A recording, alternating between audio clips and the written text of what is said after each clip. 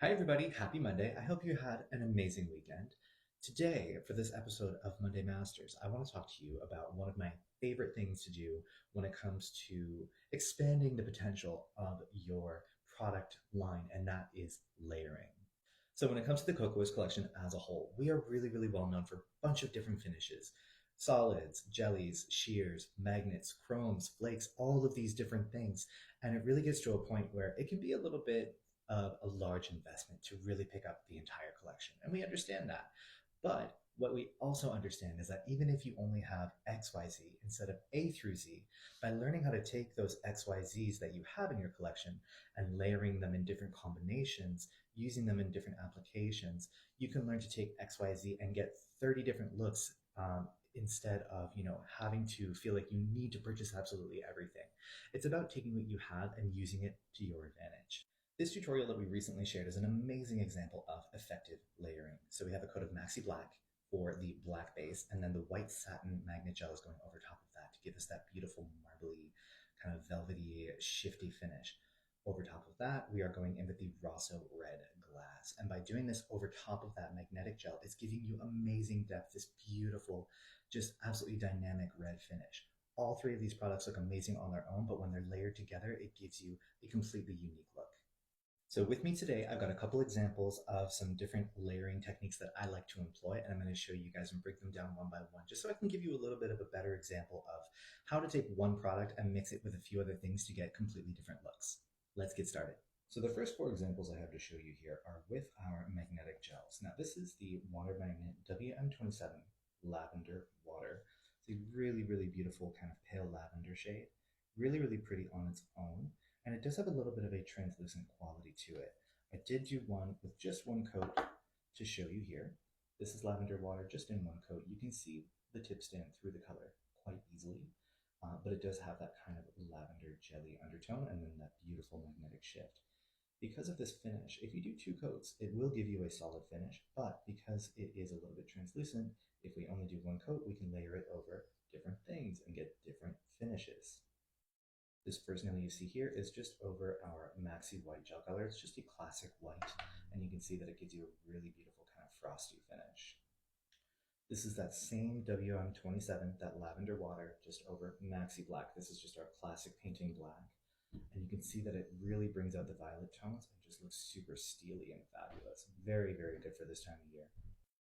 This one I think is super duper cute. This is E306 Harajuku Pink with that same lavender water over top. You can see the base color underneath. It's quite a bright kind of neon pink, but with that lavender water over top of it, man, it just looks super beautiful.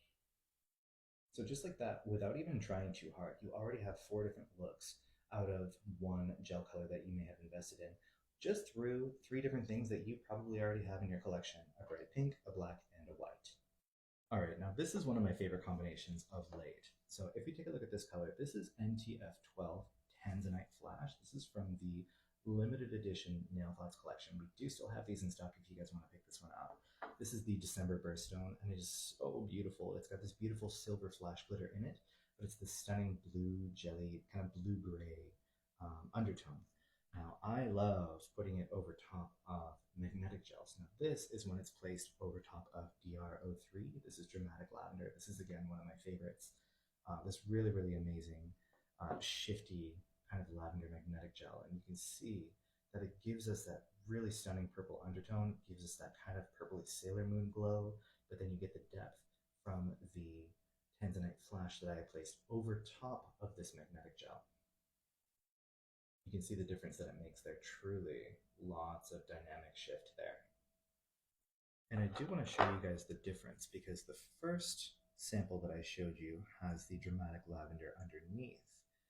But if we apply, so this tip is two coats of the Tanzanite Flash first, and I'm going to apply the dramatic lavender over top of it to show you that even just by layering things in different ways, you can get different colors and different finishes. I'm pulling the glitter with my high power magnet, creating that really nice velvety shift. And you can see that it's much brighter. You're still going to get that Tanzanite Flash glitter in the undertone and everything, but it's got a lot more of that very evident magnetic shift running through it. So a little bit more understated, a little deeper, a little bit brighter, a little more sparkly over here. Okay, I got a little more flash glitter here because I do love me some flash glitter. This is the NTB 32 Taro Milk Tea Base. It's a beautiful, milky, kind of lavender builder base. So you can do a structured gel manicure with this product. But say you apply it and you're not super hype on the color in particular, and you maybe want it to be a little more pink, and we're cool with adding a little sparkle. So we could add a thin coat of our tourmaline flash. This is NTF10, the October birthstone from the Flash Glitter collection. And we can take one nice coat of this guy and throw it right over top of our taro milk tea base to give it a really beautiful pink cast.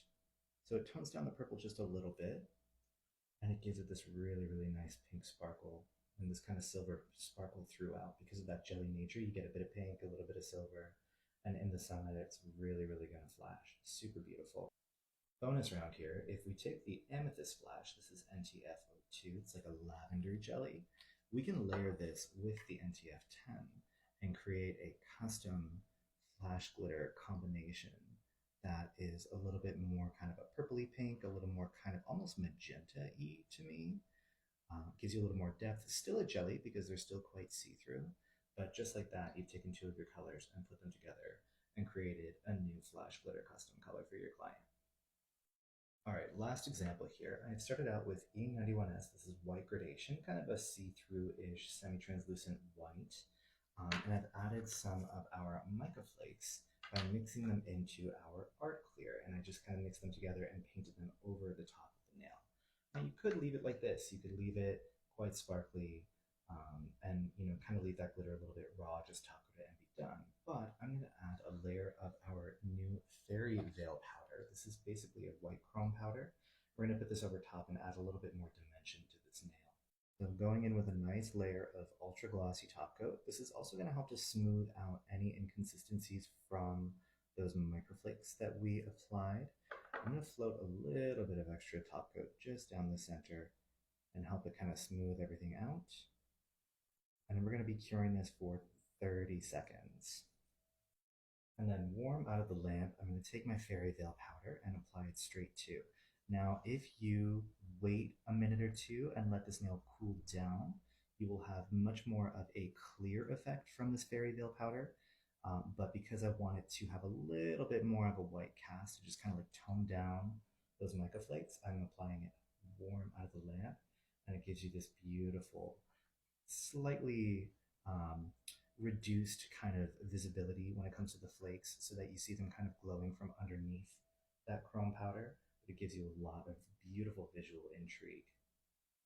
So there you go, a couple tips and tricks on how to effectively layer some different products so you can take one, two, or three products and create maybe 10 or 11 different looks out of your collection. Get the most bang for your buck. As always, if you guys have any questions whatsoever, we have our comment section down below. You can leave your questions down there and we'll do our very best to get back to you as soon as possible. I would also love to hear if you guys have any really awesome layering combos that you like to use or that you found that your clients love. Always want to hear those in the comment sections as well. Thank you so much for tuning into this episode of Monday Masters. I really appreciate you hanging out with me. Do not forget, if you guys haven't entered into our Cocoist contest yet, make sure and you go and check out the static post on our Instagram to see all the rules on how to enter. We would love to see your submissions. I hope you have an amazing work week. I hope you learned something really great today, and I will see you right back here next Monday for another episode of Monday Masters. Take care.